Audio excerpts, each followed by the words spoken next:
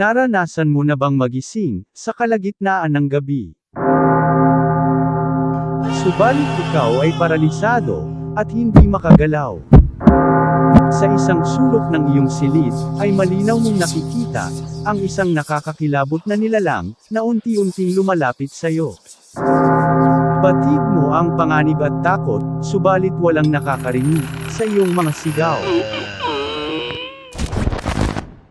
Ito ang tinatawag na sleep paralysis. Halina't pag-usapan natin kung paano nga ba nagkakaroon ng sleep paralysis ang isang tao, at kung paano nga ba malalabanan ang bangungot na ito.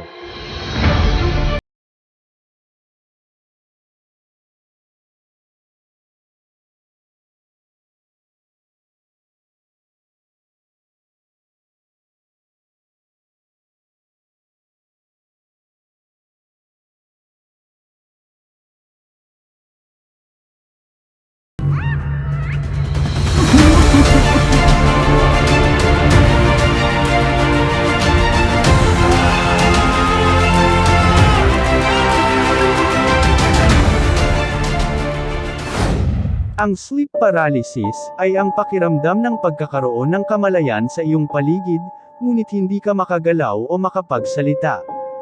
Subalit ang nakakatakot na bahagi ng sleep paralysis ay ang pagkakaroon ng mga halusinasyon, tulad ng maaari kang makakita ng mga nakakakilabot na nilalang na papalapit sa iyo, pagkakarinig ng mga nakakatakot na boses, o di naman kaya ay ang pakiramdam na may humahawak o sumasakal sa iyo.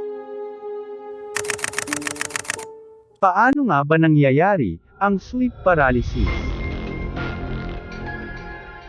Ang sleep paralysis ay nangyayari kapag ikaw ay nagising habang ikaw ay nasa tinatawag na REM sleep o rapid eye movement na stage ng iyong pagtulog.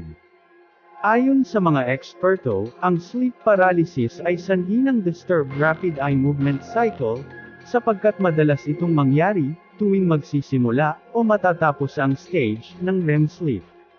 Tuwing magsisimulang pumasok sa REM cycle ang ating pagtulog, ang ating katawan ay sumasailalim sa proseso ng pansamantalang pagkaparalisa na tinatawag na atonia.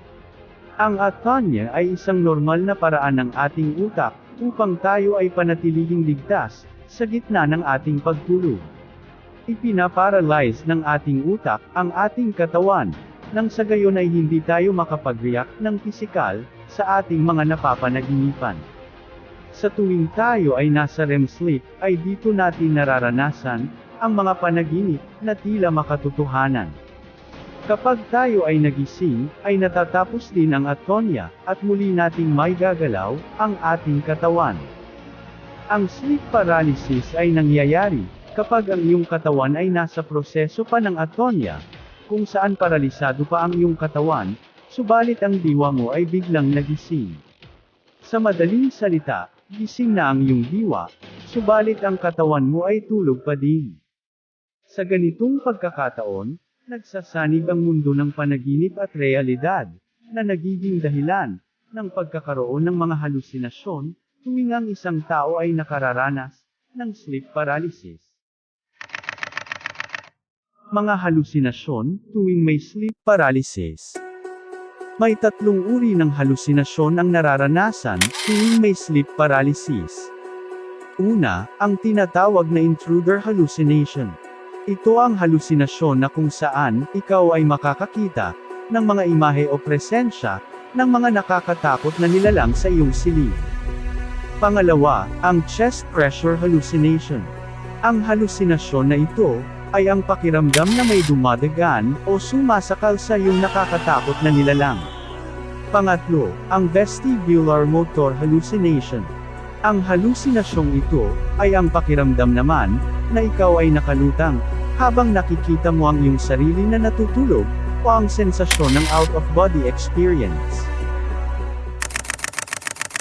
Ano-ano ang maaaring gawin tuwing ikaw ay makakaranas ng sleep paralysis? Una, huwag itong labanan at tanggapin ito. Kahit sa iyong pinakamahusay na pag-iwas, ikaw ay nakakaranas ng sleep paralysis.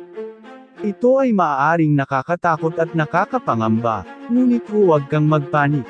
Ang mahusay na paraan upang harapin ito, ay tanggapin na ito ay nangyayari.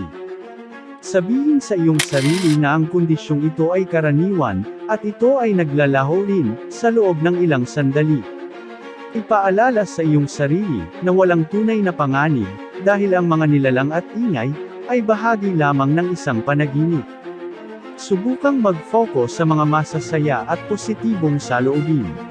Kapag pinilit mo itong labanan, ay lalong lalala ang pakiramdam na may mabigat sa dibdib. Kalmahin ang sarili, kahit nakakaramdam ng takot. Pangalawa, subukang igalaw ang mga daliri sa paa. Kadalasan ay sa dibdib, tiyan, at lalamunan, ang apektado ng sleep paralysis. I-focus ang buong atensyon sa paggalaw ng mga daliri sa paa. Mabisa itong pampagising. Pangatlo, subukang ibukas saraang kamao. Katulad lang ito ng paraan ng pag-focus sa paggalaw ng mga daliri sa paa. Mabisa rin itong pampagising. Pang-apat, kontrolin ang paghinga. Kadalasan, kapag nasa sleep paralysis, ay nakakalimutan nating huminga ng maayos, dahil sa sobrang takot. I-control ang paghinga. Inhale, exhale, upang makalma ang paghinga. Mababawasan nito ang chest pains. Pang-lima, umubo. Dahil hindi ka makasigaw, subukan mong umubo, hanggang sa ikaw ay magising. Pang-anim, sumimangot o lukutin ang mukha, na para bang nakaamoy ka ng mabaho. Gawin ito ng ilang beses hanggang magising. Pang-pito, magdasal, manalangin sa Diyos at humingi ng kaligtasan. Ito ang pinakamabisang paraan, na dapat nating gawin, tuwing tayo ay nasa gitna ng takot, na dala ng sleep paralysis. Kapag ikaw ay nagising, huwag munang matutulog muli, upang hindi matuloy ang sleep paralysis. Buksan ang ilaw, maghilamos, at uminom ng tubig. Huwag kakalimutang magdasal, bago bumalik muli, sa iyong pagtulog.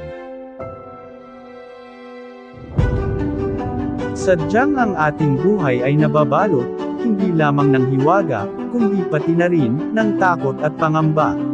Iba-iba man ang mga paraan, upang labanan ang takot na dala ng sleep paralysis, ay nananatili pa ring pinakamabisa, ang manalangin, at humingi ng kaligtasan sa Diyos. Kung kaya't gaano man katindi ang takot, na ating nararamdaman, ay lagi nating iisipin, na mayroon tayong Diyos, na matatawag at makakapitan, sa gitna ng kadiliman. Kung nagustuhan mo, ang mga ganitong klaseng talakayan, ay inaanyayahan kitang mag-subscribe sa aking munting channel, at pakipindot mo na rin ang notification bell, para maging updated ka sa tuwing maglalabas ako ng bagong video. Magkita-kita tayong muli sa ating susunod na talakayan. Muli, maraming salamat.